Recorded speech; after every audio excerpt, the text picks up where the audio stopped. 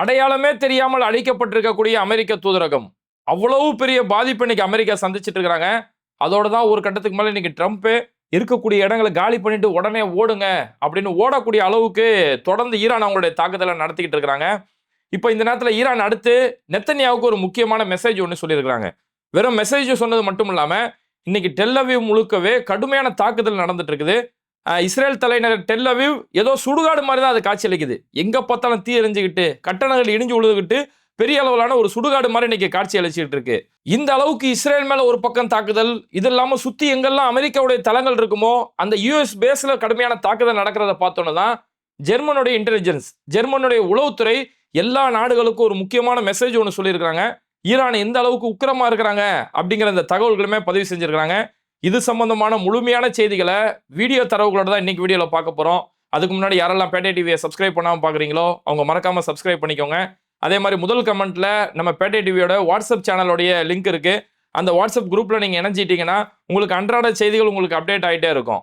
இப்போ உலக அளவில் ஒரு முக்கியமான செய்தி, எந்த மீடியாவா இருக்கட்டும், CNN, அல் ஜசீரா, த கார்டியன், ராய்டர்ஸ், இது மாதிரி உலகளாவிய அளவில் இருக்கக்கூடிய முக்கிய ஊடகங்கள் எதை நம்ம திறந்தாலும் அதுல தலைப்பு செய்தியா இருக்கிறது அமெரிக்க தூதரகம் தாக்கப்பட்டது, சவுதி ரியாதில் இருக்கக்கூடிய அமெரிக்க தூதரகம் துல்லியமாக தாக்கப்பட்டது, நேரடி டைரக்ட் அட்டாக் அப்படிங்கிற செய்தி தான் இன்னைக்கு தலைப்பு செய்தியாக மாறி இருக்கு. சும்மா சாதாரண அட்டாக்லாம் கிடையாது. கரெக்டா சவுதியில் இருக்கக்கூடிய ரியாதில் இருக்கக்கூடிய மற்ற எந்த இடமே பிசிறு தட்டாம கரெக்டா போய் அந்த தூதரகம் மேல, அமெரிக்க தூதரகம் மேல ஒரு தாக்குதல் நடத்தப்பட்டிருக்கு. அங்க ரியாதில் இருந்து களத்தில் இருக்கக்கூடிய இன்ஃபுளுசர்ஸ் இந்த வீடியோ எடுத்து இன்னைக்கு வெளியில இடும் போதுதான் அது எந்த அளவுக்கான ஒரு பாதிப்புன்னு தெரியுது. கரெக்டா அந்த அமெரிக்க தூதரகம் மேல தாக்குதல் நடத்தப்பட்டு அந்த ஏரியாவே ஒட்டு மொத்தமா பத்திக்கிட்டு எரியுது. அவ்வளவு பெரிய பாதிப்பை சந்திச்சுக்கிட்டு புகை மட்டுமே அவ்வளவு தூரம் சூழ்ந்து குப்பு குப்புன்னு புகை எரியக்கூடிய அளவிலான ஒரு மிகப்பெரிய ஒரு சேதம் ஏற்பட்டிருக்கு. ஏன்னா அமெரிக்கன் எம்பசியை பொறுத்தவரைக்கும் நமக்கு தெரியும், இன்னைக்கு நம்ம சென்னையில் இருக்கக்கூடிய அமெரிக்கன் எம்பசியாவே இருந்தாலும் எவ்வளவு பெரிய ஆள் இருந்தாலும் உள்ளெல்லாம் விட மாட்டாங்க. தெருவில் நீ கியூல நின்று நீ எவ்வளவு பெரிய கோடீஸ்வரனாலும் கியூல நின்று தான் உள்ள போனன்னு இருப்பாங்க. அப்ப உள்ள என்ன நடக்குங்கிறது வெளியில தெரியாது. ஆனா வெளியில இருந்து இருக்கக்கூடிய காட்சிகளை அந்த அளவுக்கு பத்திக்கிட்டு எரியுது. அது மட்டும் இல்லாம இந்த நியூஸை எல்லா ஊடகங்களும் சொல்றது என்னன்னா 2 ட்ரோன் மூலமா அடிக்கப்பட்டிருக்கு. சும்மா சாதாரண அடியில 2 ட்ரோன் ரொம்ப பர்ஃபெக்டா துல்லியமா அந்த இடத்துல அடிக்கப்பட்டிருக்கு அப்படிங்கிற அந்த தகவல் வந்தது. ஆனா அமெரிக்காவை பொறுத்த வரைக்கும் எங்கேயுமே கீழே விழுந்தா மீசையில மண் ஒட்டாத குறையா தொடர்ந்து அதை சமாளிச்சுக்கிட்டே வந்துட்டு இருக்காங்க. சிறிய அளவிலான தீ ஏற்பட்டது, அதை உடனடியாக கட்டுக்குள் கொண்டு வந்தோம் அப்படின்னாங்க. சிறிய அளவிலான தீ அப்படின்னாங்க. சரி, சிறிய அளவிலான தீ எந்த அளவுக்கு அப்படின்னும் போது அந்த அமெரிக்க தூதரகத்தோட வாசல்லையுமே ஒரு அட்டாக் ஒன்று நடந்தது. அது எந்த அளவுக்கு அது சிறிய அளவிலான தீ அப்படிங்கிறது தெரியுது. வாசல்ல கரெக்டா ரோடு, நல்ல ஒரு பைபாஸ் ரோடு மாதிரி இருக்குது, அந்த இடத்துல விழுந்திருக்கக்கூடிய ஒரு அட்டாக். தீ அப்படியே பத்திக்கிட்டு எரியுது. அவ்வளவு பெரிய ஒரு உக்கிரமா அந்த தீ பத்தி எரியும் போது இது எந்த அளவுக்கான ஒரு தாக்குதல், ஒரு ட்ரோன் மூலியமா அடிக்கப்பட்டது இந்த அளவுக்கு ஒரு தாக்குதல் அந்த அளவுக்கு வீரியமா பதிவாயிருக்குது. அங்க இருக்கக்கூடிய ரியாத், சவுதி ரியாதோடைய அந்த மீட்பு படையினர், அவங்களுடைய காவல்துறை எல்லாமே அந்த தீயை அணைக்கிறதுக்கு அவ்வளவு போராடிட்டு இருக்காங்க. அப்ப சிறிய அளவிலான தாக்குதல் இந்த அளவுக்குன்னா இன்னும் பெரிய பெரிய மிசைல் அட்டாக் நடத்திருக்காங்களா, அது எந்த அளவுக்கு இருக்கும் அப்படிங்கறத இந்த மூலமா புரிஞ்சுக்க முடியுது. அப்ப இவ்வளவு பெரிய தாக்குதல் இதெல்லாம் பார்க்கக்கூடிய சவுதி மாதிரியான அரபு நாடுகள் நினைக்கிறது என்னன்னா, ஏன்டா நீ எங்களை காப்பாத்து வந்தாண்டா எங்க நாட்டுல உனக்கு ஒரு இடத்த கொடுத்து யூஎஸ் பேஸ் அப்படின்னு சொல்லி உனக்கு எல்லா இடமும் நாங்க கொடுத்து வச்சிருக்கோம்டா, இன்னைக்கு ஒன்னே நாங்க காப்பாற்ற வேண்டிய நிலைமையில இருக்கிறோமே. நேத்து சவுதி அராம்கோவில் அந்த எண்ணெய் நிறுவனம் மேல ஒரு தாக்குதல் நடத்தப்பட்டது, அங்கேயும் உன்னால ஒன்றும் செய்ய முடியல. இன்னைக்கு உன்னோட தூதரகம் இருக்குது, உன் தூதரகமே பத்திக்கிட்டு எரியுது, அதே நாங்க தான்றா வந்து அணைக்க வேண்டியதா இருக்குது, உன்னை நம்பி நாங்க நீங்க நடுத்தரில் நிக்கிறோம்டான்னு சொல்லி இன்னைக்கு சவுதி மாதிரியான அரபு நாடுகள் புலம்பிட்டு இருக்கிறாங்க. இப்போ ஒரு கட்டத்துக்கு மேல அமெரிக்காவுடைய தூதரகமே தாக்கப்பட்டதால டொனால்ட் ட்ரம்ப் ஒரு முக்கியமான அறிவிப்பு கொடுத்துட்டு ஈரான் மட்டும் இல்லாம இஸ்ரேல் மட்டும் இல்லாம சுற்றி இருக்கக்கூடிய அரபு நாடுகள், குவைத்து, கத்தாரு, ரியாது, அபுதாபி, துபாய், இது மாதிரியான எந்தெந்த அரபு நாடுகள் இருக்கோ, இந்த போரோட எந்த நாடுகள்லாம் தொடர்பு இருக்கோ, எந்த நாடுகள் மேல் தாக்குதல் நடத்தப்படுதோ அங்கெல்லாம் இருக்கக்கூடிய அமெரிக்கர்கள் உடனடியாக கிளம்பி வெளியில வந்துருங்க அப்படிங்கிற ஒரு முக்கியமான அறிவிப்பை டொனால்ட் ட்ரம்ப் இப்போ கொடுத்துருக்காரு. உடனடியாக எல்லாரும் வெளியில கிளம்பி வந்துருங்க, அமெரிக்க தூதரகங்கள் யாரெல்லாம் இருக்கீங்களோ கடை இழுத்து போட்டு உடனே கிளம்பி வெளியில வந்துருங்க அப்படிங்கிறாரு. சரி, வெளியில வந்துருங்க, எந்த வழியாப்பா வெளியில வர்றது? எல்லா ஏர்போர்ட்டும் க்ளோஸ் பண்ணப்பட்டுருச்சு, குவைத்தோட ஏர்போர்ட், எல்லா ஏர்போர்ட்டும் வான்வெளி முழுக்க மூடப்பட்டுருச்சு. இப்போ வெளியில வேணா எங்கிருந்து வெளியில வருவாங்க அப்படிங்கிற அளவுக்கு தான் டொனால்ட் ட்ரம்ப்புடைய கோமாளித்தனம் இன்னைக்கு சர்வதேச அளவில் நாரி போய் கிடக்கு. ஓகே, அடுத்து இப்போ இஸ்ரேல் தலைநகர் டெல் அவீவ், இதுதான் இன்னைக்கு பெரிய ஒரு செய்தியாக மாறி போயிருக்கு. இஸ்ரேல் தலைநகர் டெல் அவீவ் முழுக்கவே ஏதோ ஒரு சுடுகாடு மாதிரி இன்னைக்கு மாறி போயிருக்கு. எங்க பார்த்தாலும் ஈரான் கடுமையான ஒரு தாக்குதலை கொடுத்துட்டு இருக்காங்க. இது சம்பந்தமா பல வீடியோக்கள் இருக்குது. இதுல எந்த வீடியோ காட்டுறதுன்னு நமக்கு தெரியல, நான் அதை அடுத்து காட்டுறேன். அதுக்கு முன்னாடி இப்போ வந்திருக்கக்கூடிய ஒரு முக்கியமான செய்தி என்னன்னா, ஈரான் அரசு சார்பில் வந்து இன்னைக்கு இஸ்ரேலுக்கு ஒரு முக்கியமான மெசேஜ் ஒன்று கொடுத்துருக்காங்க. அதாவது இஸ்ரேலுடைய பிரதமர் பெஞ்சமின் நெத்தன்யா இவர் எங்க இருக்கிறாரு, யாரையெல்லாம் சந்திக்கிறாரு அப்படிங்கிற முழுமையான தகவல் எங்களுக்கு கிடைச்சிக்கிட்டே இருக்குது. அவரை நாங்க அடிக்கிறதா டைரக்டா எங்களால் அடிக்க முடியும் அப்படிங்கிற மாதிரியான ஒரு மெசேஜ் இன்னைக்கு ஈரான் கொடுத்துருக்காங்க. அவர் எங்க இருக்கிறாரு, யாரையெல்லாம் சந்திக்கிறாருன்ற முழுமையான விவரங்கள் எங்களுக்கு தெரியும் அப்படிங்கிறாங்க. ஏன்னா இந்த இடத்துல ஈரானுடைய இந்த எச்சரிக்கையுமே சாதாரணமா பார்க்க முடியல. இங்க இன்னைக்கு பல அரபு நாடுகள் மேல பஹ்ரைன், துபாய் இது மாதிரியான பல இடங்கள்ல எங்கெல்லாம் தாக்குதல் நடத்தப்படுதோ அங்கெல்லாம் ஒன்னு யூஎஸ் பேஸ் இருக்குது அல்லது அமெரிக்க அதிகாரிகள் அங்க தங்கி இருக்கிறாங்க. அந்த மாதிரி இடங்கள் தான் துல்லியமா தாக்கப்பட்டது. அப்போ இப்படி சொல்லும் போது இந்த ஒரு வார்த்தையை சாதாரணமா பார்க்க முடியல. நேத்து தான் பிஎம்ஓ மேல இஸ்ரேல் பிரதமர் பெஞ்சமின் நெத்தன்யாவோட அவரோட ஆபீஸ் மேல ஒரு அட்டாக் நடந்தது. இஸ்ரேலுடைய விமானப்படை தளபதி அவருடைய ஹெட் குவார்டர்ஸ்ல நடத்தப்பட்ட ஒரு தாக்குதல். அப்ப இந்த அளவுக்கு துல்லியமா அமெரிக்க எம்பசி மேல டைரக்ட் அட்டாக் அந்த மாதிரி துல்லியமா நடத்தப்படும் போது பெஞ்சமின் நெத்தன்யா எங்க இருக்கிறாரு, யாரை சந்திக்கிறார் உட்பட எங்களுக்கு தெரியும். அதுக்கான நேரத்துக்கு காத்துட்டு இருக்கிறோம் அப்படிங்கிற மாதிரி அந்த நேரத்துக்கு காத்துட்டு இருக்காங்க அப்படிங்கிறது இது மூலமா புரிஞ்சுக்க முடியுது. அடுத்து ஈரான் மிலிட்டரி சார்பில் ஐஆர்ஜிசி சார்பில் சொல்லக்கூடிய ஒரு முக்கியமான தகவல் என்னன்னா, ஹொர்மோஸை ஒட்டுமொத்தமா நாங்க மூடிட்டோம் அப்படிங்கிற ஒரு தகவலை சொல்றாங்க. அதாவது டொனால்டு ட்ரம்ப் சொல்றாரு ஹொர்மோஸ் எல்லாம் மூடலாம் படல, அதெல்லாம் திறந்துதான் இருக்கு அப்படின்னு சொல்லி தொடர்ந்து தன்னை அங்க ஒரு பில்டப் காட்டக்கூடிய வேலையை செஞ்சுட்டு இருக்கிறாரு. ஆனா அங்க இருக்கக்கூடிய எந்த கப்பலுமே நகர முடியாத அளவுக்கு ஹொர்மோஸ் ஒட்டுமொத்தமா மூடதான் பட்டிருக்கு அப்படிங்கறத இன்னைக்கு அபிஷியலாவே அறிவிச்சிட்டாங்க. ஹொர்மோஸ் மூடப்பட்டு அங்க நூற்றுக்கணக்கான கப்பல்கள் அந்த இடத்துல காத்திருக்கிறதால பெட்ரோல் விலை ஒரு பக்கம் ஏறிட்டு இருக்குது. இப்போ ஈரான் அரசு சொல்றது என்னன்னா, ஹொர்மூஸை நாங்க இழுத்து மூடியாச்சு, ஆனா ஏதாவது ஒரு கப்பல் வந்து அந்த பக்கமா நாங்க கடந்து போயிடலாம், தப்பிச்சு போயிடலாம், இந்த பக்கம் தாண்டி போயிடலாம் ஏதாவது நினைச்சீங்கன்னா நேரடி தாக்குதல் நடத்தப்படும். அது எண்ணெய் கப்பல்களாவே இருந்தாலும் நேரடி தாக்குதல் நடத்தப்படும், கவனமா இருந்துக்கோங்க, இருக்கிற இடத்துல அப்படி அப்படியே இருந்துக்கோங்கன்னு சொல்லி ஒரு பகிரங்கமான எச்சரிக்கையை இன்னைக்கு ஈரான் அரசு கொடுத்திருக்கிறாங்க. இதுதான் இன்னைக்கு பெரிய ஒரு செய்தியாக பார்க்கப்படுது.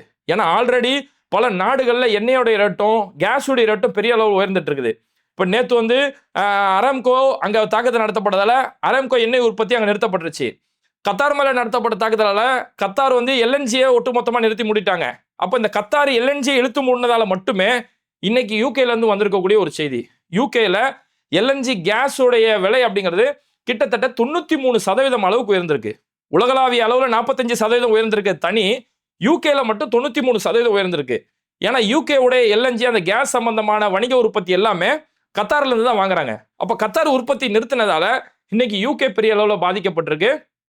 ஹொர்மூஸுமே உலகளாவிய அளவில் நம்ம எவ்வளவு எண்ணெய்கள் பயன்படுத்துறோமோ எல்லாமே ஹொர்மூஸை கடந்து தான் போயாகணும் அப்படிங்கிறதால இனி எண்ணெயோட விலை உயர்வு ஏற்படும்.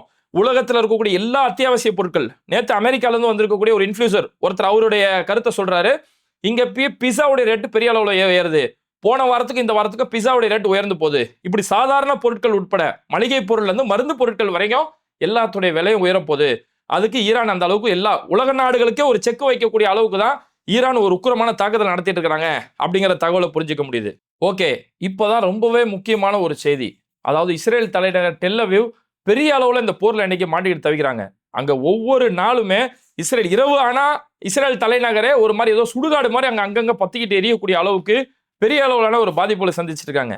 எங்க பார்த்தாலும் டெல் அவீவோட ஒவ்வொரு தெருவுமே தீயால பத்திக்கிட்டு எரியுது. அந்த பத்திக்கிட்டு குபு குபுன்னு தீ பத்திக்கிட்டு எரியுது.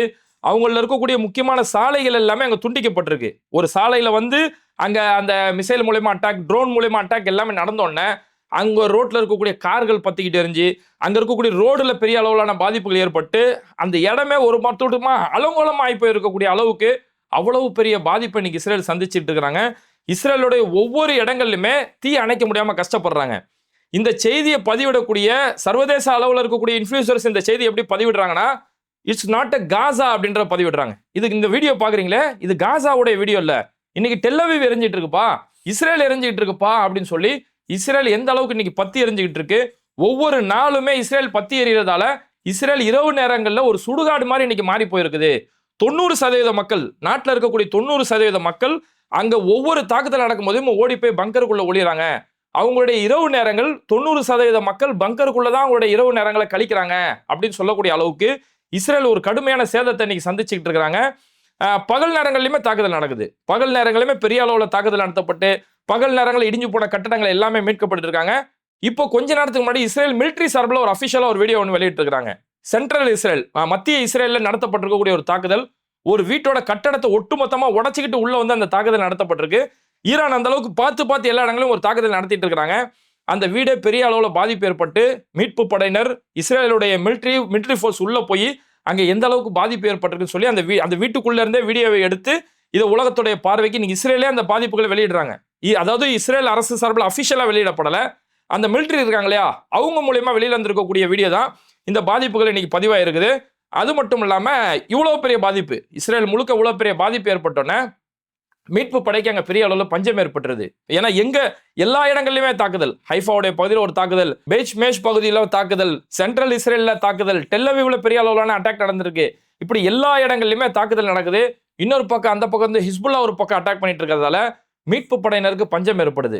அப்ப பஞ்சம் ஏற்பட்டோன்னே அங்க இருக்கக்கூடிய ஆர்த்தடாக்ஸ் ஜியூஸ் அவங்க அந்த இடத்துல களத்துல இறங்குறாங்க. அவங்களுடைய கலாச்சார யூதர்கள் அப்படின்னு சொல்லுவாங்க இல்லையா, அதாவது இவங்க இந்த கலாச்சார யூதர்கள் சொல்றவங்க எல்லாருமே நெத்தன்யாவுடைய குரூப், அதாவது தீவிர வலதுசாரிய குரூப் இவங்க எல்லாமே, அதாவது அந்த மதவெறி, அதாவது சொல்ல போனா இஸ்ரேலோட சங்கிகள் அவங்க எல்லாமே. அவங்களாம் இன்னைக்கு களத்துல போய் அந்த மீட்பு படையை பார்க்க போகும்போது தலையில அடிச்சுக்கிட்டு அழுகுறாங்க. ஐயோ இவ்வளவு பெரிய பாதிப்பு ஏற்பட்டுருச்சு அப்படின்னு சொல்லி தலையில அடிச்சுக்கிட்டு அழுகுறாங்க. அந்த பாதிப்புகளை பார்த்துட்டு நீங்க அழுது புலம்பிட்டு இருக்காங்க. இப்படிதானே புலம்பினாங்க காசா மக்கள். காசா மக்கள் அழுதாங்களே, அவங்க சாப்பாடுக்கு கூட வழி இல்லாம, இருப்பிடத்துக்கான வழி இல்லாம எத்தனை வருஷ கணக்கில் அவ்வளவு பெரிய தாக்குதல் நடத்தப்பட்டது. அப்ப அதெல்லாம் இந்த மதவெறியர்களுடைய கண்ணுக்கு இன்னைக்கு தெரிஞ்சிருக்கும். இப்படிதானே காசா மக்களுக்கு வலிச்சிருக்கும் அப்படின்னு சொல்லி இன்னைக்கு மீட்பு படைக்கு வரக்கூடிய அந்த ஆர்த்தடாக்ஸ் ஜீவ்ஸ் எல்லாமே இந்த காட்சிகளை பார்த்து தலை அப்படியே மிரண்டு போய் நிக்கிறாங்க. அந்த அளவுக்கு மிகப்பெரிய ஒரு தாக்குதல் இன்னைக்கு தொடர்ந்து நடந்துட்டு இருக்குது. இந்த தாக்குதல்களை வெறும் இன்ஃப்ளூயன்சர்ஸ் தரப்புல இருந்தோ களத்துல இருந்து வரக்கூடிய செய்தி மட்டும் இல்ல, இஸ்ரேலுடைய மிக முக்கியமான ஊடகமா இருக்கக்கூடிய ஃபாக்ஸ் நியூஸே இன்னைக்கு பதிவு செய்றாங்க. நேற்று இரவு முழுக்க இஸ்ரேல்ல தொடர் தாக்குதல், ஈரானுடைய மிசைல்ஸ் ஒவ்வொன்றுமே துல்லியமா வந்து தாக்குதல் நடத்துது, அவங்களுடைய ட்ரோன்கள் தாக்குதல் நடத்துது, இரவு முழுக்க மழை பொழிகிற மாதிரி குண்டு மழைகள் அங்க பொழிஞ்சிட்டு இருக்கு. அதுதான் அங்க முக்கியமான ஒரு செய்தி. இரவு முழுக்க அப்படியே வரிசையா நூற்றுக்கணக்கான மிசைல், 50 மிசைல் ஒரே நேரத்துல எல்லாமே வரிசையா வந்து விழுவுறதால அவங்களுடைய டிஃபென்ஸ் இந்த இடத்துல தோத்து போயிருது. எங்கள்கிட்ட அயன் டோம் இருக்கு, பெரிய டிஃபென்ஸ் மிஷின்லாம் நாங்கள் வச்சிருக்கோம் அப்படின்னு சொல்றாங்களே, எப்ப இந்த அளவுக்கு வரிசையா வந்துட்டு இருக்கு, எங்க உன் டிஃபென்ஸ் எங்க போச்சு? அப்ப இஸ்ரேலோட டிஃபென்ஸ் இந்த இடத்துல ஃபெயிலியரா இருக்கு அப்படிங்கிற ஒரு செய்தி தான் இன்னைக்கு உலகளாவிய அளவுல இன்னைக்கு பேசப்பட்டு இருக்கு. அந்த அளவுக்கு ஈரான் இன்னைக்கு இஸ்ரேல் மேல ஒரு வெறித்தனமான தாக்குதல் இன்னைக்கு நடத்திட்டு இருக்காங்க. இப்ப ஈரானுடைய மிசைல்ஸ் எந்த அளவுக்கு இருக்கு, அவங்களுடைய ஆயுத பலம் எந்த அளவுக்கு இருக்கு அப்படிங்கிறத ஈரானே நேற்று நைட் ஒரு வீடியோ ஒன்று வெளியிட்டு இருக்காங்க. அவங்க ஒரு மிசைல் ஒன்று லான்ச் பண்றாங்க. அந்த மிசைலோட நேம் ஃபத்தா 2 அப்படின்னு சொல்லக்கூடிய ஒரு மிசைல் ஒன்று அங்கிருந்து வெளியில அனுப்புறாங்க. அந்த மிசைல் அங்கிருந்து கிளம்பக்கூடிய நேரத்துல அந்த ஒட்டுமொத்த ஏரியாவுமே, அந்த மிசைல் கிளம்பக்கூடிய ஒட்டுமொத்த ஏரியாவுமே அப்படி மண்ணை பீச்சிக்கிட்டு கிளம்புறது, அந்த புகைகளை வெளியிட்டு கிளம்புறது, அந்த ஒட்டுமொத்த ஏரியாவே ஒரு நிலநடுக்க மாதிரி அவ்வளவு பெரிய அளவுல சீறிட்டு கிளம்புது. அப்போ இங்கிருந்து கிளம்பக்கூடிய இடமே இந்த அளவுக்கு ஒரு அதிர்ச்சியாகவும் இப்படி பாக்குறதுக்கே அவ்வளவு பயங்கரமா இருக்கு அப்படின்னா அது விழக்கூடிய இடம் எந்த அளவுக்கு பாதிப்பை சந்திக்கும். அப்ப இஸ்ரேல்ல நம்ம பார்க்கக்கூடிய ஒவ்வொரு காட்சிகள் இருக்குல்ல, இது இந்த அளவுக்கு இவங்களோட மிசைலோட பவர் அந்த அளவுக்கு இருக்குது அப்படிங்கிறது இது மூலமா புரிஞ்சுக்க முடியுது. அந்த மிசைல் ஒவ்வொரு மிசைலுமே நைட்ல அணிவகுப்பு மாதிரி வருது. ஈரான் முழுக்க அணிவகுப்பு மாதிரி வந்து ஈரான் ராணுவம் சார்பில், IRGC சார்பில் இந்த மிசைல் ஒவ்வொன்றுமே கொண்டு வரக்கூடிய காட்சிகள் அங்கிருந்து வருது. அதே மாதிரி ஈரான்ல இருந்து இப்போ கொஞ்ச நேரத்துக்கு முன்னாடி வந்திருக்கக்கூடிய ஒரு வீடியோ என்னன்னா, அமெரிக்காவுடைய ட்ரோன் எல்லாமே அந்த இடத்துல வந்துட்டு இருக்கா. நேற்று கூட F-35 சுட்டு வீழ்த்தினாங்க குவைத்துல. அந்த மாதிரி ஈரான் மேல தாக்குதல் நடத்தும் போது அதோட பல ட்ரோன்களை ஈரான் கவர்மெண்ட் சார்பில் சுட்டு வீழ்த்தி அது பல இடங்களை கீழே விழுந்துட்டு இருக்குது. அந்த மாதிரி சுட்டு வீழ்த்தப்பட்ட ஒரு அமெரிக்க விமானம், அந்த விமானம் அந்த இடத்துல கீழே விழுந்து அப்படியே மொத்தமா கீழே விழுந்து போய் செங்குத்தா அந்த இடத்துல போய் நிக்குது. ஈரான் நாட்டை சேர்ந்த மக்கள் அதை அப்படிக்கா போகும்போது அதை எடுத்து பாக்குறாங்க. ஓ, இதை வச்சுதான் அடிக்கிறாங்களோ, சரியான முரட்டடி வாங்கியிருக்கிறானுங்களே அப்படிங்கிற மாதிரி அதை எடுத்து பாக்குறாங்க. அந்த அமெரிக்காவுடைய ஆயுதங்கள் எல்லாமே ஒரு விளையாட்டு பொருட்களா பார்க்கக்கூடிய அளவுக்கு ஈரான் துல்லியமா அவங்க மேல நடத்தக்கூடிய எல்லா தாக்குதல்களையும் பெரிய அளவுல முறியடிச்சிட்டு இருக்காங்க. ஆனா அதுக்குன்னு ஈரான் மேல எந்த ஒரு தாக்குதலும் நடத்தப்படலாம் இல்ல. தெஹ்ரானுடைய பகுதியில் பெரிய அளவான பாதிப்புகள் சந்திச்சிட்டு இருக்கு. இஸ்ரேல் தொடர்ந்து நடத்தக்கூடிய தாக்குதலால ஈரானுமே பெரிய அளவுல பாதிப்புகள் சந்திச்சு சென்ட்ரல் தெஹ்ரான், மத்திய தெஹ்ரானுடைய பகுதியில் பெரிய அளவிலான பாதிப்புகள் ஒரு பக்கம் சந்திச்சிட்டு இருக்கு. தெஹ்ரான்லயுமே பல இடங்கள்ல எரிஞ்சு விழக்கூடிய அளவுக்கு, பொதுமக்கள் இருக்கக்கூடிய குடியிருப்புகள் பெரிய அளவில் பாதிக்கப்படக்கூடிய அளவுக்கு இன்னைக்கு ஈரானுமே பெரிய அளவிலான பாதிப்புகள் சந்திச்சுக்கிட்டு இருக்கிறாங்க. என்ன ஒண்ணுன்னா, இஸ்ரேல்ல அவங்களுடைய ஒரு சைரன் சத்தம் கட்டின உடனே ஓடி போய் பங்கருக்குள்ள ஒளியறாங்க. ஆனா நேற்று நைட்டு 2 மணிக்கு ஈரான்ல இருந்து வந்திருக்கக்கூடிய ஒரு வீடியோனா, ஈரான் மக்கள் ஒட்டு மொத்தமா அவங்க மஸ்ஜித் காம் இருக்கு இல்லையா, அவங்களுடைய முக்கியமான ஒரு பள்ளிவாசல், அந்த இடத்துல நைட் 2 மணிக்கு எல்லாருமே ஒன்று சேர்ந்து நாங்க நாட்டுக்கு ஒற்றுமையா நிக்கிறோம், இந்த நாட்டுடைய வெற்றிக்கு நாங்க நிக்கிறோம், இந்த நாடு என்ன முடிவு எடுத்தாலும் நாங்க அதை கட்டுப்பட தயார் அப்படிங்கிற மாதிரி நாட்டுடைய கொடியை கையில வச்சுக்கிட்டு நாட்டுக்கு நாங்க பக்கபலமா நிக்கிறோம் அப்படிங்கிற அவங்களுடைய ஆதரவை அவங்க நாட்டுக்கும் அவங்க நாட்டுடைய ராணுவத்துக்கு இந்த இடத்துல பதிவு செய்யறாங்க. இதுக்கடுத்து பார்த்தோம்னா, இப்போ இஸ்ரேல்ல களத்துல இருந்து வந்திருக்கக்கூடிய ஒரு வீடியோ, அங்க இருக்கக்கூடிய CNN பத்திரிகையோட ஒரு நிருபர் ஒருத்தர் அங்க இருக்கக்கூடிய பாதிப்புகளை அங்க பதிவு செய்யறாரு. இஸ்ரேல்ல இருக்கக்கூடிய பாதிப்புகள் எந்த இருக்குன்னு சொல்லி பதிவு செய்யறாரு. உடனடியாக இஸ்ரேல் ராணுவம் போய் அவரை போய் பிடிக்கிறாங்க. ஏய், இந்த மாதிரி செய்தியெல்லாம் இங்கேருந்து போடக்கூடாது, நாங்கள் எதை சொல்கிறோமோ அந்த செய்தி தான் நீ போடணுமே தவிர இங்கே உள்ள பாதிப்பு ஈரான் இந்த அளவுக்கு அடிச்சிட்டாங்க அப்படிங்கிற செய்தியெல்லாம் நீ வெளியிடக்கூடாது அப்படிங்கிறாங்க. அவர் என்ன மாதிரி செய்தியை காட்டுறாருன்னா, இந்த இடங்கள்லாம் பாதிக்கப்பட்டிருக்கு, இங்கே பாருங்க ரெட் அலர்ட் இந்த ஏரியாலாம் கொடுக்கப்பட்டிருக்கு, ஈரான் தொடர்ந்து இந்த ஏரியாலாம் டார்கெட் பண்ணுறாங்க, அந்த இடமெல்லாம் ரெட் அலர்ட் கொடுக்கப்பட்டிருக்கு, அங்கே இருக்கக்கூடிய மக்கள்லாம் பதுங்குக்குழியில் போய் ஒளிறாங்க அப்படிங்கிறத அந்த ஃபோனை காட்டிக்கிட்டு அந்த செய்தியை பதிவு செய்கிறாரு. உடனடியாக அவரோட ஃபோனை வந்து பிடுங்குறாங்க. அவரோட கேமராவை வந்து மறைச்சிட்டு அந்த பத்திரிகையாளர் அந்த நிருபரை உடனடியாக அங்கே வந்து கைது செய்கிறாங்க. அப்போ தன்னுடைய பாதிப்பையும் வெளியில் காட்ட மாட்டாங்க, அங்கே களத்தில் என்ன உண்மை அப்படிங்கிறத உண்மையும் காட்ட மாட்டாங்க.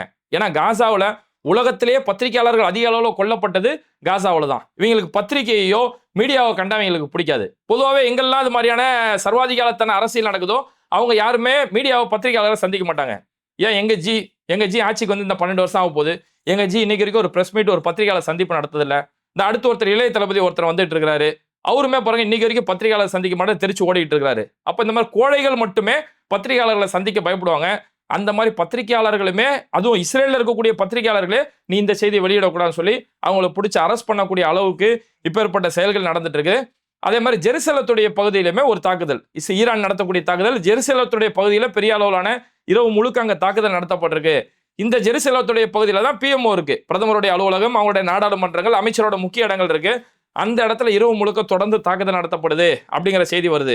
ஓகே, இறுதியா பார்த்தோம்னா ஈரான்ல இருந்து இப்போ வந்திருக்கக்கூடிய ஒரு செய்தி, ஈரானுடைய வெளியுறவுத்துறை அமைச்சராக இருக்கக்கூடிய அப்பாஸ் அரக்ஷி அவர் இன்னைக்கு அவருடைய எக்ஸ்பேஜில் ஒரு செய்தியை வெளியிட்டு இருக்காரு. ஈரான்ல அந்த பள்ளிக்கூடத்துக்கு மேல ஒரு தாக்குதல் நடத்தினாங்க இல்லையா, அந்த வெறி பிடிச்ச அந்த இனவெறி ஆட்டத்தை ஒரு ஸ்கூல் படிக்கக்கூடிய ஒரு எலிமெண்டரி ஸ்கூல்ல பெண் பிள்ளைகள் படிக்கக்கூடிய அந்த ஸ்கூல்ல ஒரு தாக்குதல் நடத்தினானுங்க. அந்த ஒட்டுமொத்த தாக்குதல்ல 165 பெண் பிள்ளைகள் கொல்லப்பட்டாங்க. அந்த கொல்லப்பட்ட அந்த பிள்ளைகள் ஒரு வீடியோ காட்சி பார்க்க முடிஞ்சது. அங்கிருந்து மீட்புக்காக ஒரு பிள்ளையோட கை தெரியுது, அந்த கையை பிடிச்சி தூக்கலான்னு சொல்லி தூக்குறாங்க, வெறும் கை மட்டும் கையில வருது. அந்த அளவுக்கு அந்த மேல ஒரு கொடூரமான ஒரு தாக்குதல், குழந்தைகள் மேல இவ்வளவு பெரிய வெறி பிடிச்ச தாக்குதல் நடத்தினாங்க. அந்த மரணித்த 165 குழந்தைகள், மரணித்தல்ல கொல்லப்பட்ட அந்த 165 குழந்தைகளோட சடலங்கள் இன்னைக்கு ஒரே ஏரியாவில் அடக்கம் செய்யறாங்க. அப்படியே வரிசையா குழிகள் தோண்டப்பட்டு அவங்க எல்லாருமே இந்த இடத்துல நாங்க அடக்கம் செய்யறோம். காசாவில் வெறியாட்டம் ஆடி முடிச்சுட்டு அடுத்து இன்னைக்கு ஈரான் மேல பொதுமக்கள் மேல இப்பேற்பட்ட வெறியாட்டங்கள், இனவெறி ஆட்டங்கள் இஸ்ரேல் ஆடிக்கிட்டு இருக்கிறான் அப்படிங்கிற ஒரு தகவலை இன்னைக்கு ஈரான் தரப்புல இருந்து அறிவிச்சிருக்கிறாங்க. ஒட்டு மொத்தத்துல இந்த போர் மூலியமா இதுவரைக்கும் மரணித்த மக்களுடைய எண்ணிக்கை மட்டுமே ஈரான்ல மரணித்திருக்கக்கூடிய மக்கள் 787 பேர் ஈரான்ல இதுவரைக்கும் கொல்லப்பட்டிருக்கிறாங்க. இஸ்ரேலுடைய தரப்புல இருந்து 10 பேர் கொல்லப்பட்டிருக்கிறாங்க அப்படிங்கிற தகவலை இன்னைக்கு அல் ஜசீரா உறுதி செஞ்சிருக்காங்க இந்த ஒரு செய்தியை. அதனால போரை பொறுத்த வரைக்கும் 2 பக்கமே தாக்குதல் நடக்குது, 2 பக்கமே பாதிப்புகளை சந்திச்சுட்டு இருக்காங்க. ஆனா இந்த பாதிப்புகளுக்கு மத்தியில பலியாகிறது என்னவோ பொதுமக்கள் மட்டுமே. இது மாதிரி வீடியோக்களை தொடர்ந்து பார்க்கறதுக்கு மறக்காம பேட்டை டிவியை சப்ஸ்கிரைப் பண்ணிட்டு இந்த வீடியோக்களை உங்க நண்பர்களுக்கு அதிகமாக ஷேர் செய்யுங்க. அதே மாதிரி நம்ம முதல் கமெண்ட்ல நம்ம பேட்டை டிவியோட வாட்ஸ்அப் சேனலுடைய லிங்க் இருக்கு, அந்த லிங்க்ல இணைஞ்சு அந்த வாட்ஸ்அப் குரூப்ல இணைஞ்சிட்டீங்கன்னா டெய்லி வரக்கூடிய அன்றாட செய்திகள், முக்கியமான செய்திகள் சம்பந்தமான தரவுகள் எல்லாமே உங்களுக்கு அதில் வந்துட்டு இருக்கோம். மறக்காம இந்த வீடியோ உங்க நண்பர்களுக்கு அதிகமாக ஷேர் செய்யுங்க. இணைந்திருப்போம். மிஸ்டர் பெர்ஃபெக்ட் எக்ஸ்ட்ரா கோல்டு திருமணமான ஆண்களுக்கு திருப்பு முனையை ஏற்படுத்தும் ஹலாலான இயற்கை வியாகரா.